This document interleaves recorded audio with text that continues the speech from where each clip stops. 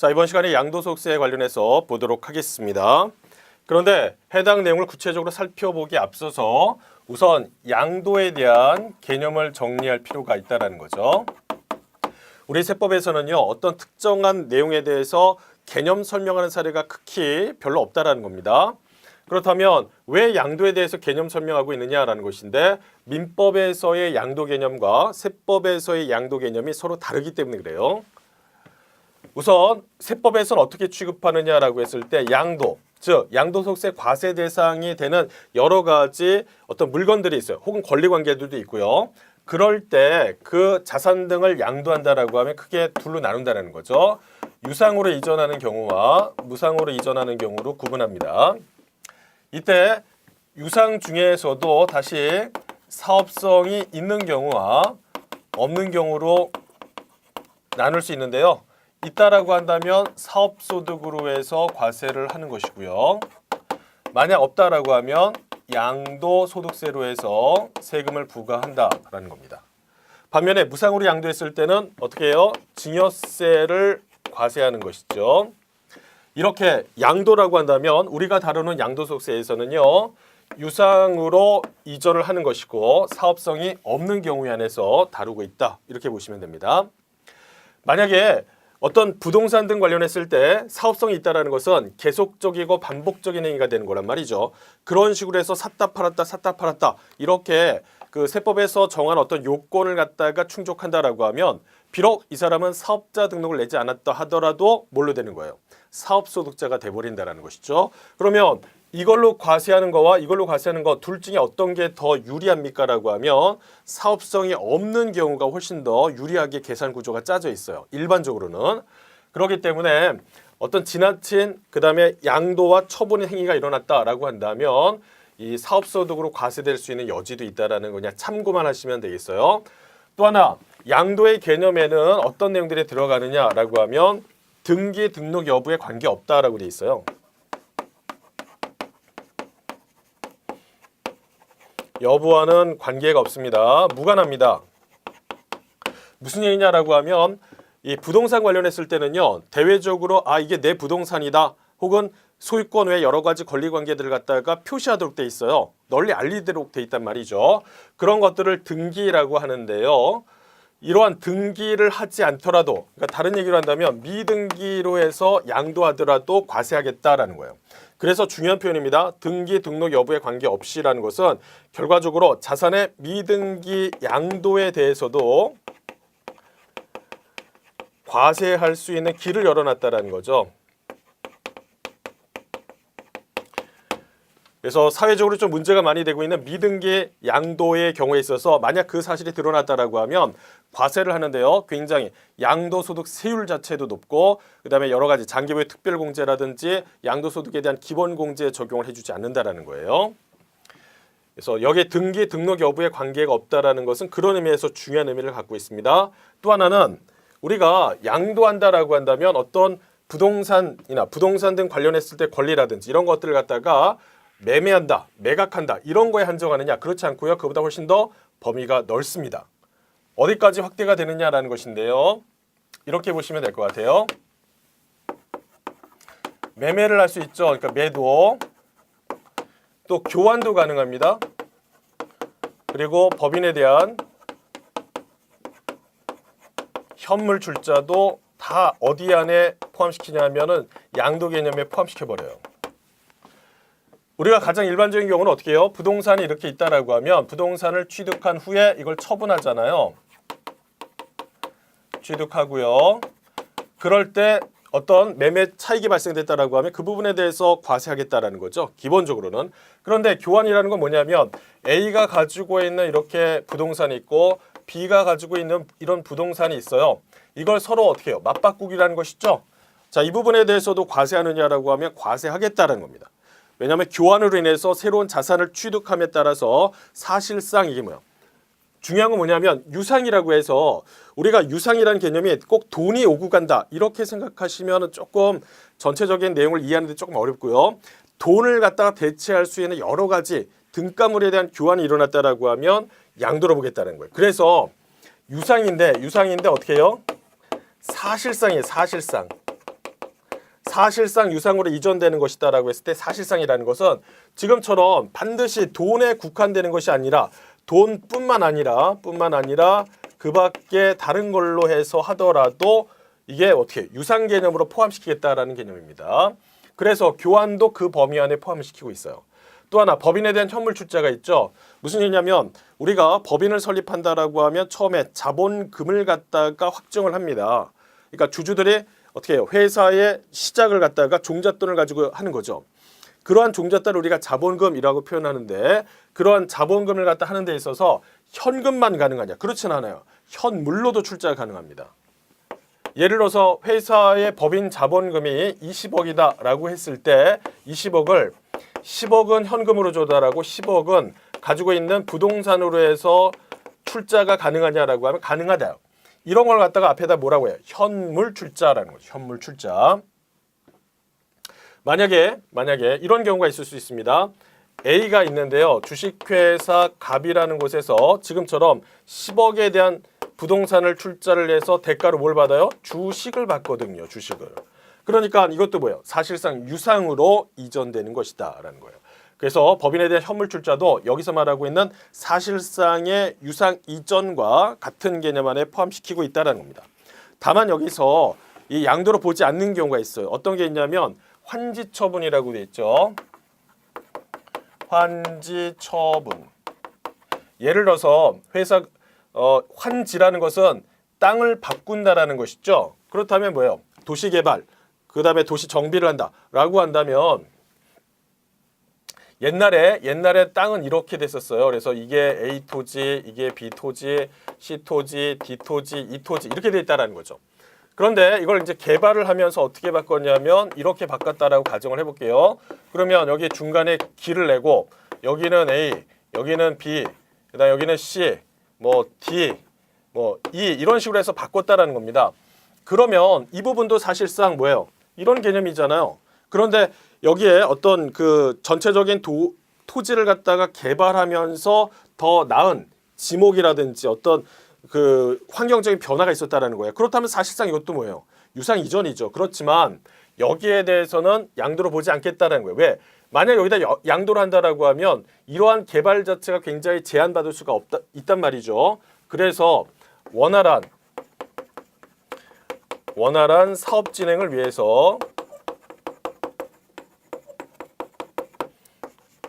어떻게 해요? 이거는 양도로 보지 않겠다라는 겁니다. 또 하나 양도담보라는 것이 있어요. 이거는 뭐냐? A가 있고요. 여기 이제 B가 있습니다. A가 B한테 돈을 갖다가 빌려줬어요. 1억 원. 이제 여기는 빌린 거죠.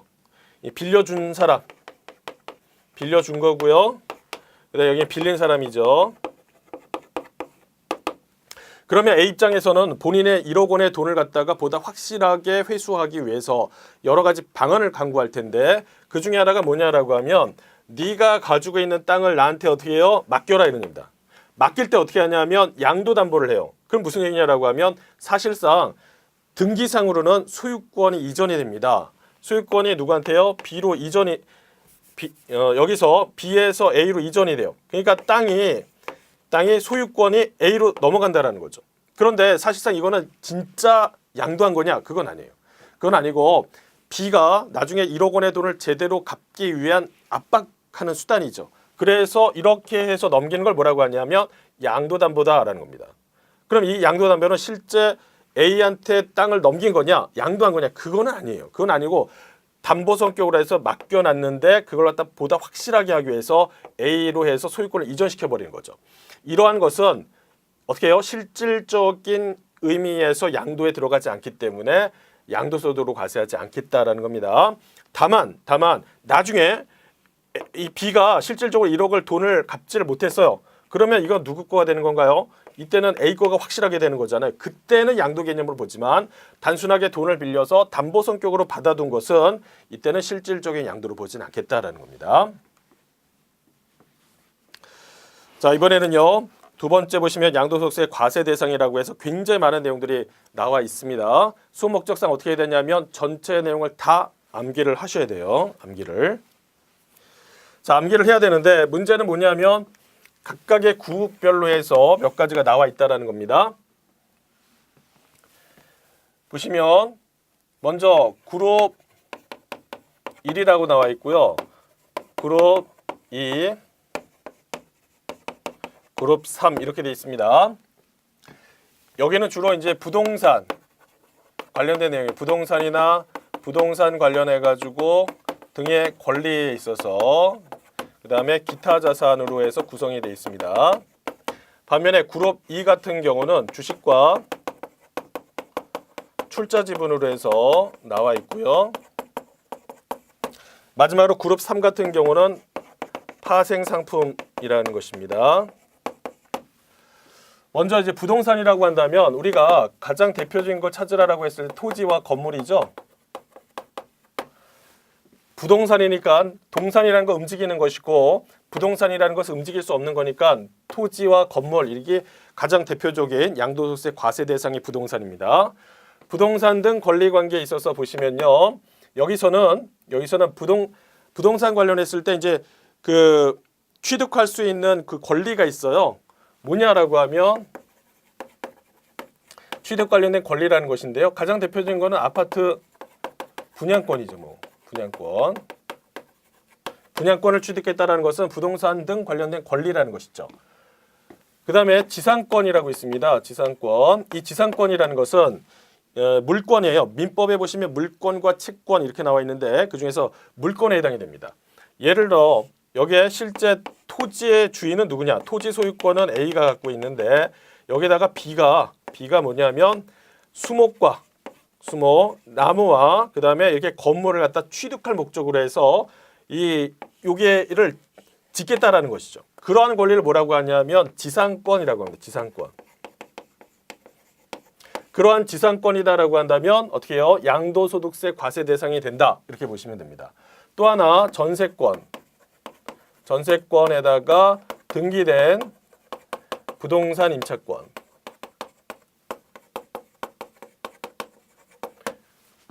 전세권도 마찬가지예요. 이것도 이제 물권입니다. 물권. 그리고 옆에 보시면 부동산 임차권인데 이거는 채권인데요. 중요한 건 그 앞에 등기된. 그래서 중요한 거 뭐냐면 우리가 여기서 부동산 임차권 관련했을 때 만약 시험 문제 보기에서 단순하게 부동산 임차권 이렇게 하면 틀린 겁니다. 그 앞에다가 뭘 붙여야 돼요? 등기된 부동산 임차권이라는 겁니다. 등기돼 있지 않다라고 하면 이거는 부동산 관련했을 때 양도소득세 과세 대상에 들어가지 않습니다. 자, 여기까지 보시고요. 그 다음에 기타 자산부터가 이제 교재에서 보다 상세하게 설명이 되어 있다라는 거죠. 자, 그러면 요거하고 요 부분에 대해서 이제 뒤에 가서 보시고 이제 파생 상품에서 잠깐 말씀을 드린다라고 하면 이렇게 보시면 될 것 같아요. 파생 상품이다라는 거죠. 우리가 일반적으로 이제 적금 상품이 있고 파생 상품이 있잖아요. 그러면 적금이라는 것은 내가 불입한 금액이 있으면 그 불입한 금액을 나중에 돌려받고 거기다가 이자까지 쳐가지고 돌려받는 것이죠. 그렇지만 이제 파생 상품 같은 경우는 굉장히 높은 위험이 있지만 그에 따른 수익이 훨씬 더 큰 그런 상품이 되겠습니다. 원금 손실뿐만 아니라 굉장히 큰 부분에 있어서 원금 이상의 손실도 가능한 그런 상품 구조가 되겠죠. 주로 여기서 선물과 옵션이 나와 있습니다. 우리 수업 목적상 선물이 뭡니다. 옵션이 뭡니다. 이런 것들은 굳이 보실 필요는 없습니다. 그냥 앞에 뭐라고 돼 있어요? 코스피 200이라고 이제 있잖아요. 왜냐하면 이런 것들은 보통 이제 주가 지수와 관련돼 가지고 파생 상품이 꾸려져 있는데요. 주가 지수, 이런 주가 지수를 갖다가 산정하기 위해서 그 가장 대표적인 뭐 시가총액도 크고 거래량도 많은 대표적인 종목에 대해서 200개를 선정해서 그와 관련된 주가 지수를 갖다가 산정한다라고 보시면 되겠습니다. 그래서 이런 거 관련했을 때 상품이 있었다라고 하면 여기서 파생되는 상품에 대해서 뭘로 과세하느냐? 양도소득으로 과세하겠다라고 되어 있습니다. 예전에는요, 사실상 그룹 2까지만 과세 대상에 포함됐지만 최근 들어서 파생 상품으로 인해서 여러 가지 어떻게 해요? 큰 이익이 발생되는 경우가 많으니까 그거에 대해서 양도소득으로 과세하겠다라고 되어 있습니다. 자, 그러면 기타 자산 관련했을 때 내용 보시도록 하죠. 여기 나와 있는 기타 자산에 보시면요. 첫 번째에 내용이 있습니다. 이거는 세 가지가 소개가 되고 있는데 세 가지 요건을 모두 충족해야 돼요. 충족해야 됩니다. 그래서 첫 번째 나와 있는 거 뭐냐? 전부 다 50%입니다. 50% 이상. 두 번째도 50% 이상. 그 다음에 세 번째도 50% 이상이다라고 되어 있습니다. 그러면 첫 번째 나와 있는 50% 이상이라는 건 뭐냐면 법인의 자산 중에서 부동산이 차지하는 비중 50% 이상이라는 거예요. 그러니까 이거는 사실상 부동산에 대한 처분 이런 개념이 강하다라는 거죠. 주식에 대한 내용보다는.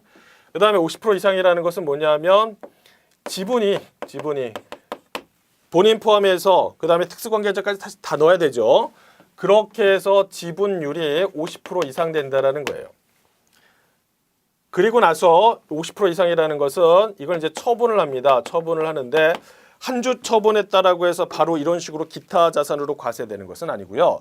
지분이 50% 넘게 넘겨줘야 돼요. 그런데 문제는 뭐냐면 50% 이상이라고 하면 사람들이 머리를 굴리기 시작하죠. 왜? 50% 이상 되기 전에는 이런 식으로 과세가 안 되니까 조금씩 이제 처분할 수가 있으니까 어떻게 해요? 여기다가 3년이라는 것을 갖다가 포함시켜 놓습니다. 3년 동안의 기간 동안에 발생된 걸 다 포함시키겠다는 거예요. 그러니까 3년 안에 처분된 그 율이 지분이 이제 50% 이상 넘어갔다라고 한다면 그 부분에 대해서는 기타 자산 쪽으로 해서 부동산 과다 범위에 대한 주식 양도로 보겠다 이런 얘기입니다. 그 다음에 두 번째 내용은 뭐냐면 이게 이제 첫 번째고요. 기타 자산 두 번째 이거는 특정 업종이 들어갑니다. 예를 들어서 골프장 그 밖에 부동산이 많이 이제 소유되는 그런 자산을 갖고 있는 업종 예를 들어서 휴양시설이라든지 이런 거 생각하시면 되겠습니다. 그런 업종으로 해서요. 이때 80% 이상이라고 되어 있습니다. 뭐냐? 법인의 자산 중에서 부동산이 차지하는 비중이 80% 이상이에요. 주로 골프장을 혹시 이제 보게 되면은 부동산이라는 것은 골프장이라는 것은 보면은요. 거의 코스별로 해서 부동산이 쭉 있는 거란 말이죠. 그러니까 전체 자산 중에서 차지하는 비중이 부동산이 클 수밖에 없습니다.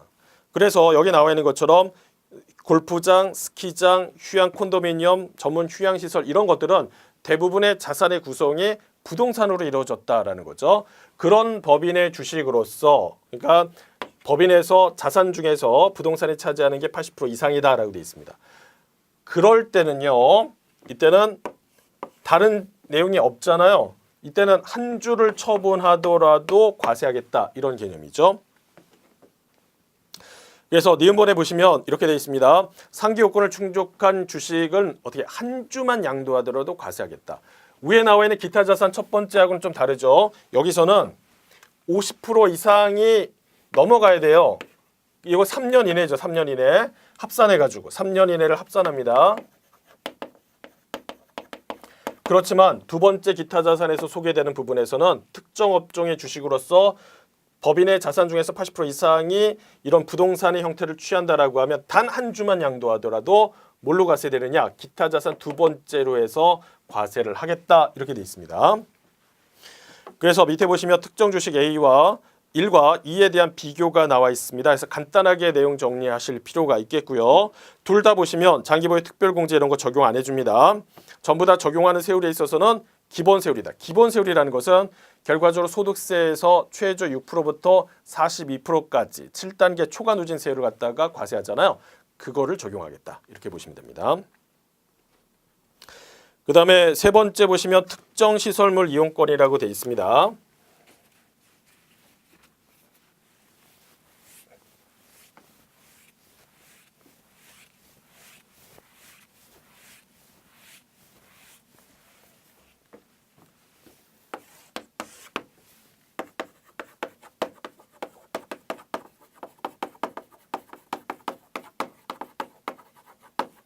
예를 들어서 이런 거 있죠. 골프 회원권. 그 다음에 헬스 이용권. 뭐 이런 것들이에요. 종합체육시설 이용권 뭐 이렇게 생각하셔도 되고요. 자, 그러면 여기서 말하는 골프 회원권이라는 건 어떤 거냐? 우리 주변에 보면 요즘 이제 골프를 치는 인구들이 많이 확대가 돼서요. 어떤 골프장에 가서 실내 연습장에서 연간 회원권을 끊는 경우가 있어요. 뭐 150만 원 뭐 이렇게 해서 하는 경우도 있고요. 금액은 뭐 각각의 지역이라든지 시설에 따라서 많은 차이가 있겠지만요. 그렇다면 여기 양도소득세 과세 대상에서의 내용은 그러한 골프 회원권을 포함하는 것이냐라고 하면 그건 아닙니다. 그건 아니고요. 여기서의 골프 회원권은 굉장히 고가입니다. 마찬가지예요. 헬스 이용권도 우리 주변에서 헬스장들 많이 이용하시잖아요. 거기서 말하는 헬스장의 연간 회원권을 얘기하는 거 아닙니다. 여기서의 헬스 이용권은요, 굉장히 비싸요.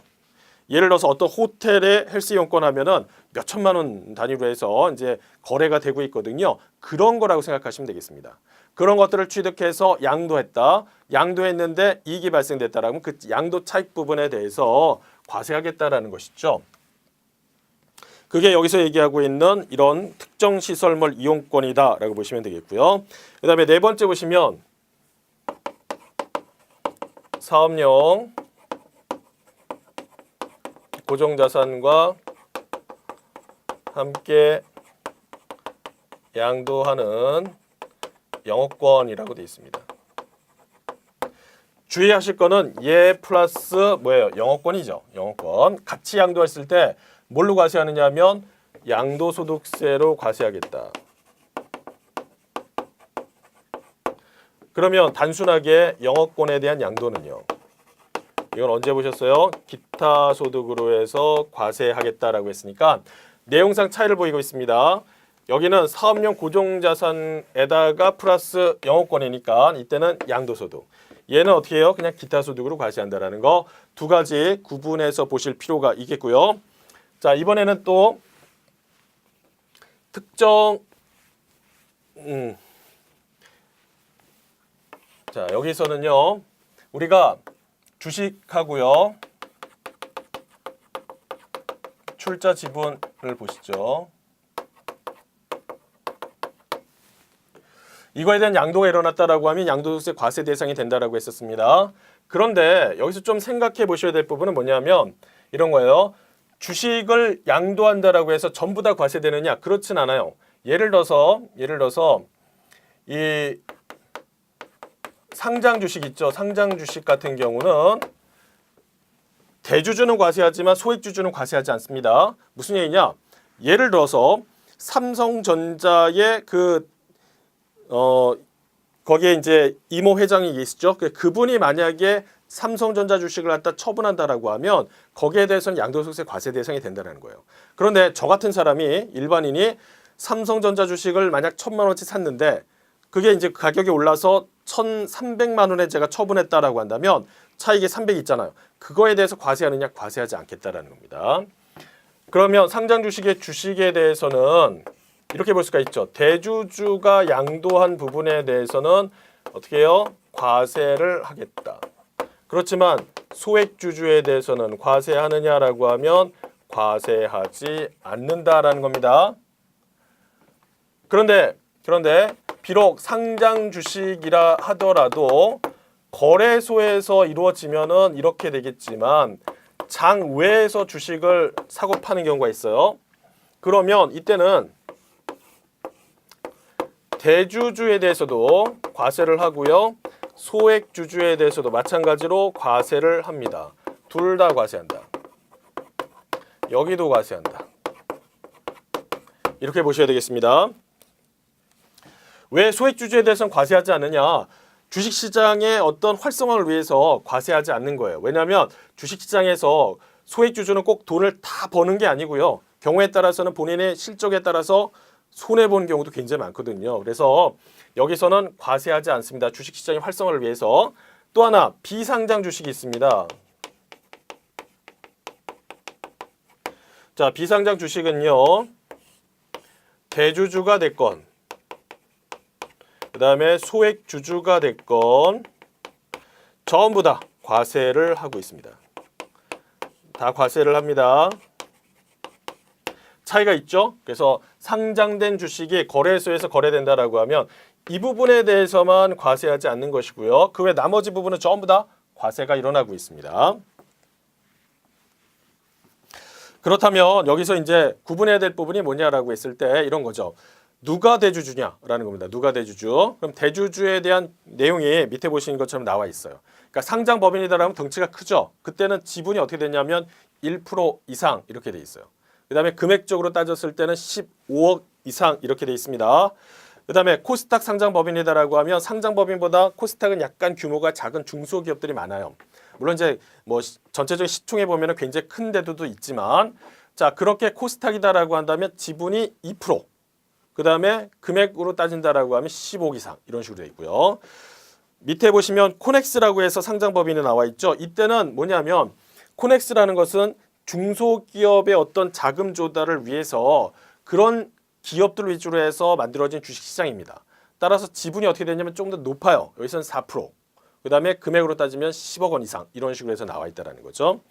각각의 내용에서 지분 비율과 그 다음에 시가총액 내용들 살펴보시면 되겠고요. 이런 경우가 대주주다라는 겁니다. 그 다음에 세 번째 보시면 파생상품이라고 나오잖아요. 파생상품 아까 말씀드렸습니다. 우리가 코스피 200의 선물이나 옵션 이런 것뿐만 아니라 그와 유사한 것들에 대해서는 파생상품으로 해서 양도소득세 과세한다. 다만 여기서 보시면 만약 이 파생상품이 이자나 배당 쪽이었다라고 하면 그건 제외한다라고 돼 있어요. 그럼 제외한다는 표현이 뭐냐라는 건데요.